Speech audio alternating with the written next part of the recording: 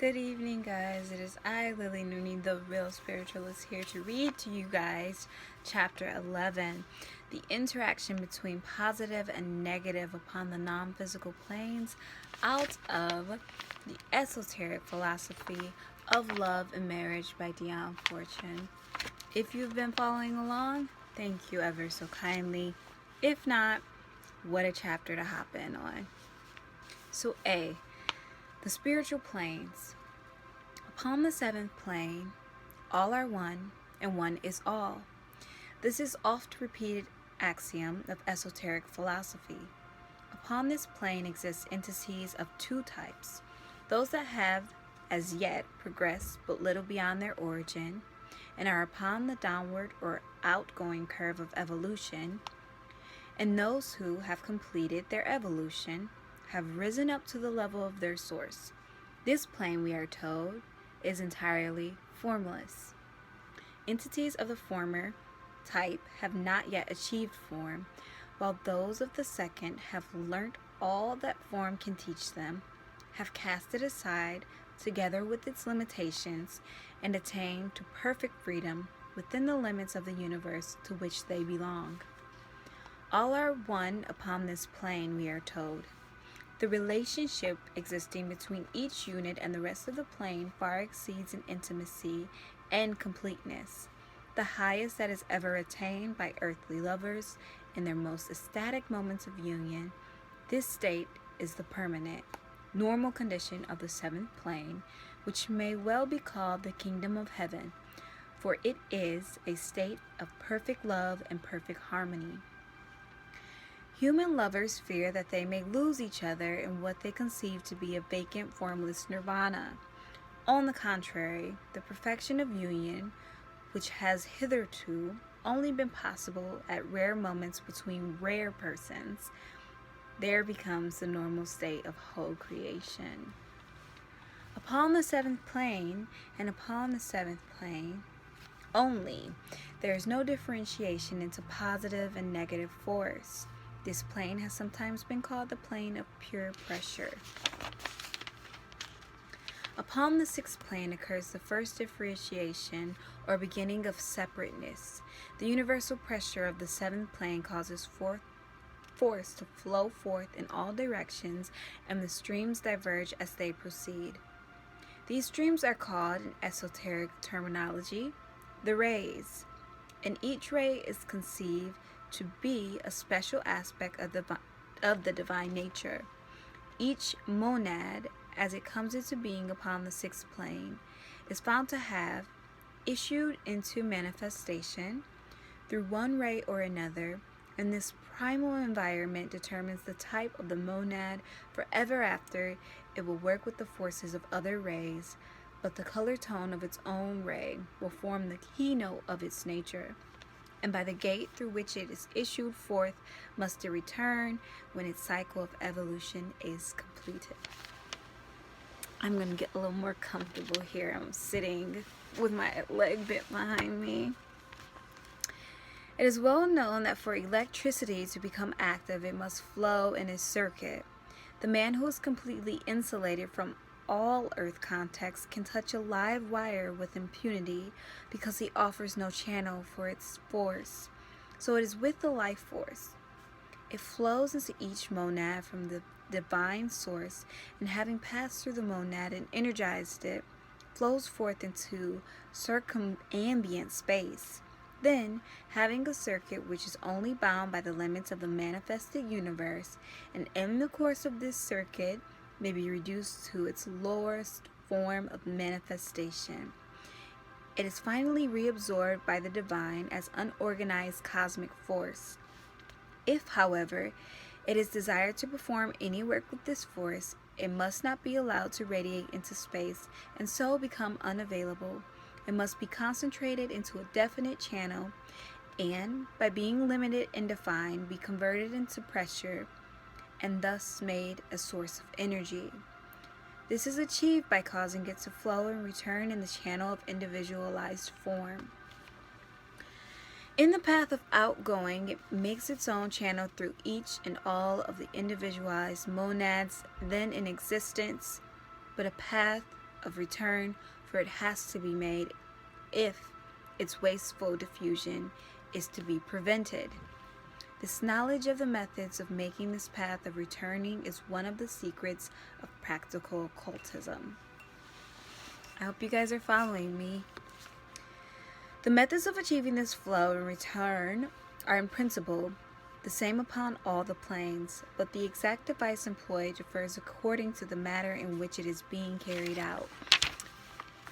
In essence, it is this, a monad of type inclined to press forward into manifestation or individualization, cooperates with a monad of type inclined to press forward towards the union with the divine, towards a universalization. If these two can meet together and form a continuity of substance, the life force that is flowing out from the divine through the positive or male individual, instead of radiating into free space after its work in the machine of his organism has been accomplished, will flow back into the divine through the negative or female individual. And I'm going to stop right there because today I was thinking about sex, right? I was thinking about sex, and I was thinking about how people do it wrong, how people are so excited to get to the end instead of experiencing that connectedness, that oneness with the individual they're exchanging energy with. And the way I view intimacy, and unfortunately I have yet to in this life connect with the individual who is capable of doing this. But when you're intimate with someone, you guys should be exchanging that energy. And I don't know if you guys know, the left side is feminine, the right side is masculine. That energy coming in, the kundalini energy, not many people are tapped into, circulates in your body, coils up spine, it's the root. When you're intimate with someone and you're exchanging that energy should be intertwining. It should be flowing in the proper directions. At the point of junction between the two units, the force can be tapped and rendered available for creation in the matter of the plane upon which the unit is being affected. This is the essence of the esoteric teaching concerning the sex function. This device of cosmic sex, or polarity, if that word be preferred, owing to the associations of the other, is resorted to upon the sixth plane. Firstly, in order to induce a strong flow of force from the seventh into a sixth plane form, and secondly, in order to maintain this force upon a high level and avoid the degradation and diffusion it will undergo if allowed to follow its normal course, run down the planes, and diffuse into cosmic space before returning to the divine. An example will assist to make this clear. Let us take the case of a man of lofty spiritual character who feels himself called to a spiritual mission of regeneration to mankind. In the parlance of esoteric science, it will be said that such a man, in order to be a channel for lofty spiritual forces, must have his sixth plane bodily highly developed, because he is working with the forces of that plane, and they can only achieve adequate expression through a highly organized vehicle. If that man is content to remain a solitary devotee, he may raise his own life to a very high degree of evolution by communing with the divine life, but he will make no mark on his race and age. The outside world will be uninfluenced by him. Should he, however, choose to perform work in the outside world to influence the spiritual life of his fellows, it will be observed that he immediately gathers about himself a little group of disciples who stand in a different relation to him than do the rank and file of his followers. So to his followers he gives, and neither asks nor receives any return, but on his disciples he depends in some peculiar and intimate way, but little understood by the outside world. Though they are of lesser spiritual stature than himself, he yet leans upon them and is deeply affected by any defection on their part. These disciples may be male or female, it matters not. All that is required of them is that they should be in intimate, sympathetic union with their master and of a degree of spiritual development approximating to his own, and then it will be seen that the little group functions as a unit at the core of the spiritual movement. Furthermore, should missionaries be sent out to spread the master's teaching, it will be observed that they are sent in pairs in order that they may assist each other. Now, in this interaction between a strong positive nature, which acts as a channel for a powerful spiritualizing force, and less vigorous, relatively negative natures which receive this force, the esoteric scientists will see the divine life force functioning in polarity. A curious confirmation of this statement will be seen in a phenomenon which not infrequently occurs in connection with the invocation of spiritual forces.